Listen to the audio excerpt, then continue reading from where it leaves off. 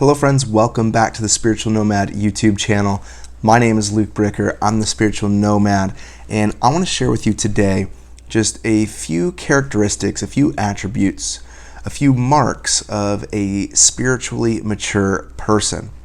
So if you're on this spiritual journey and you're doing things, you have a spiritual practice, you have rituals, you have definitely habits that you've created, how do you know that you are beginning to come into a sense of maturity in your spirituality? And so today we have a lot of people who send a lot of messages about what we think spiritually mature people are. And some of those characteristics are very obscure, very kind of out of grasp for the normal everyday person, if you will. And I want to just kind of help clear up when you look at your own life, whenever you're in meditation, whenever you're observing yourself, what are some of the things that you can look for to just know that you're on the right path, that you are progressing in the way of your spiritual being?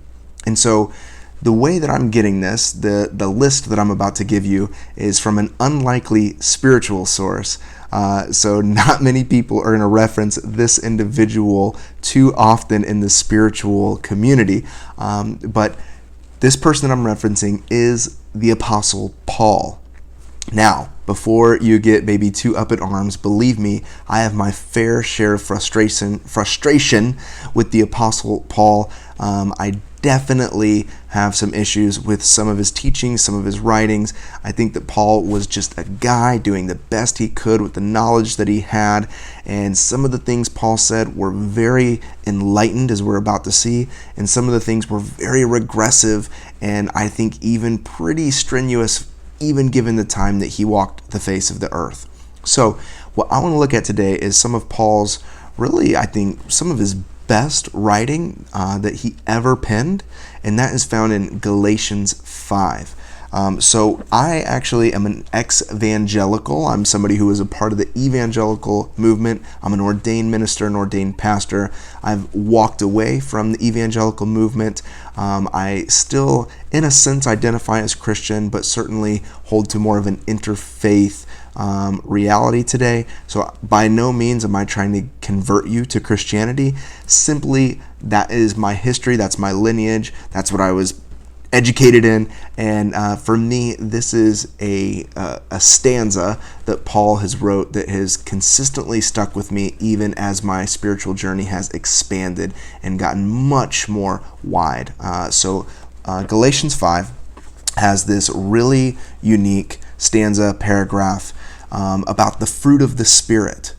And whenever we move beyond this, Western Christian mindset, okay, when we just think about that term, fruit of the Spirit, what that's saying is it's the evidence of a life that is full of the Spirit. Whatever that is, whatever Spirit is, this ultimate loving being, this divine intelligence that loves us, accepts us, and is ultimately in us, through us, and restoring us consistently and grooming us into the people that the divine has. This Spirit that's doing that, that's at work in our life, when we are full of that Spirit, this is the evidence of what that looks like. The evidence of a Spirit-filled life, if you will, the fruit. Whenever there is a tree that's planted, whenever it's watered and it's in the right circumstance, and whenever it has the right sunlight, it grows and eventually produces fruit that's going to actually nourish other people. And so that is essentially what I think we are to do. We are to plant ourselves, we are to water ourselves, we are to open ourselves up to the sun through meditation and prayer, and then ultimately we grow into such a being that we produce fruit that is also nourishing for those around us.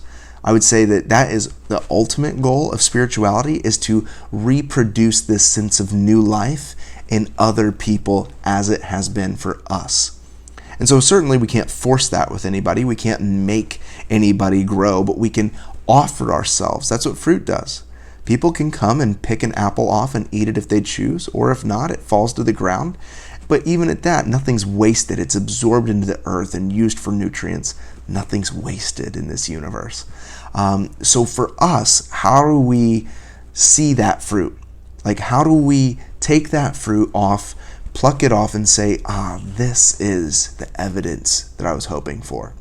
So Paul says in Galatians, almost said Corinthians, Galatians chapter 5, verse 22, it says, the fruit of the Spirit is love, joy, peace, patience, kindness, gentleness, generosity, faithfulness, and self-control. There is no law against such things. So think about that. The law is these things. If you read about the law of attraction or, the law of synchronicity or any of these things, like Paul is saying that the law always will produce these things. Everything in our life is going to continue to produce these things in light of the Spirit filling our lives. And so a mark of someone who is spiritually mature is someone who is leading a life that is full of love. If someone is full of love, you can tell that the Spirit is in them and working in a way that we want it to, that we want to open ourselves up to greater, more love by the Spirit within us. We want more joy. When we see ourselves as more joyful, we are aware that the Spirit is at work in us. When we are at peace, when we are being patient, that's something I get caught up with sometimes. I have 2 young kids, so for you parents out there, you can know patience is difficult. But as we choose in our meditation time to meditate and to welcome the Spirit of God to renew us every moment of every day, to take a new shape within us, we're asking the Spirit of God to do this and to make something that wasn't there become. And that is what this is about. The fruit is about something that wasn't there, but through the process of watering and tending and sometimes even trimming in the sunlight, we produce something that wasn't initially there.